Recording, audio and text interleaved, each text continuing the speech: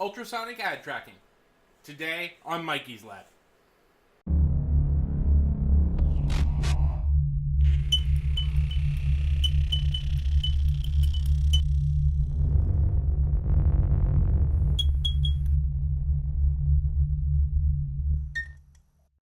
I came across an article today, and I just wanted to sit down and start a conversation with people.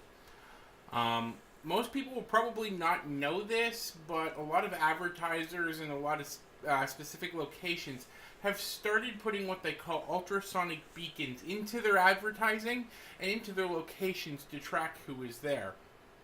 This coupled with special apps on your phone that constantly listen to the microphone, looking for these signals that are inaudible to the human ear. They're outside of the range of what we can normally hear. This allows the phone to then broadcast back to whoever created that application that you are either at that location or you have been exposed to that ad. I don't know about you, I find that to be kind of a creepy invasion of privacy. So let's take a look at how this technology works. Let's take a look at the effects that it has. And let's take a look at what you can do to avoid it. And let's take a look at another use of ultrasonic frequencies that happened in the 1970s. Now, this technology works by installing an application on your phone.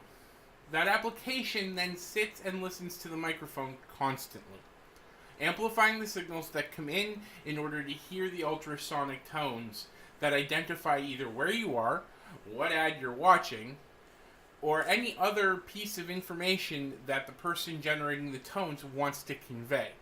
The application then analyzes this and then uses the data that's on your phone, or the data channels that are on your phone, in order to broadcast back and tell the advertiser, hey, your advertising was seen by this person.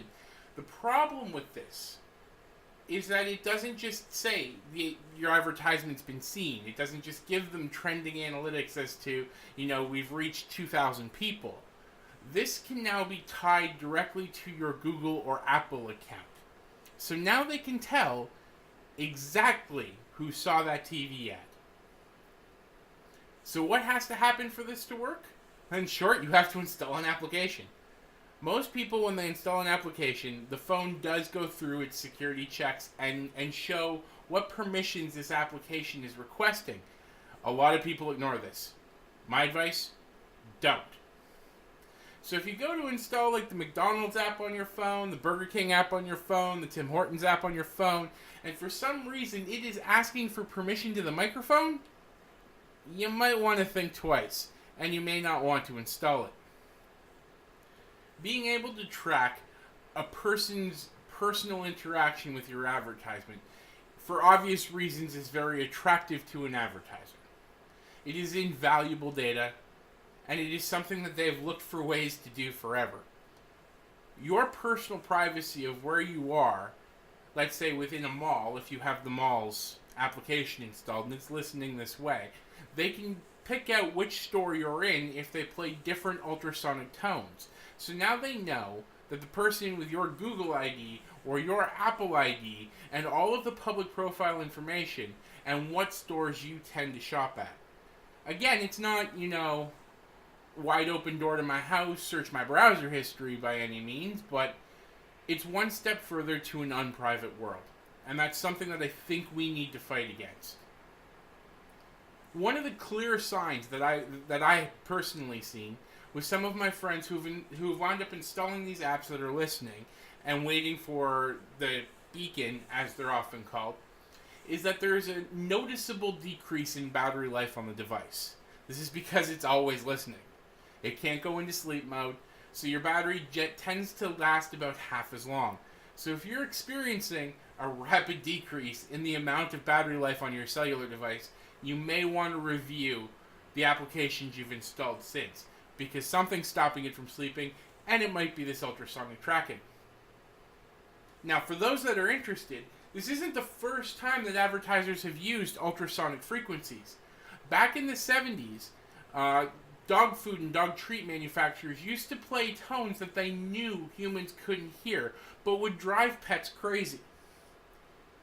This reaction was hoped that it would cause people to believe that the dog was excited about what was ever on the TV, and that the owner would go buy it.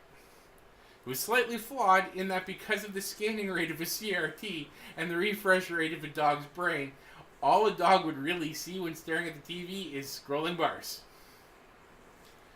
This was deemed illegal and forced off the air. However, nobody really knows what's going to happen with this cross-device tracking. There's been a lot of good articles on this, and I'll link a few down in the description below. But tell me what you think. I want to know how you feel about this advertising campaign's ideas of knowing who's watching their ads, when they're watching their ads, where they're watching their ads, what this person's bought, and where this person goes. This seems like a lot of information to give away. So again, let's talk in the comments. Let's find out what you believe, what you think. If you like this video, give it a thumbs up. If you don't, give it a sarcastic thumbs up. Don't forget to subscribe for all the latest news in the science, making, DIY, technology, and the weird stuff that happens in our world, apparently. Beside the subscribe button, you'll find a little bell. That bell will ensure that you are notified by email of every video I post. Very important. Go ahead and click it now. I'll wait. Thank you for joining me in the lab. I hope you learned something today.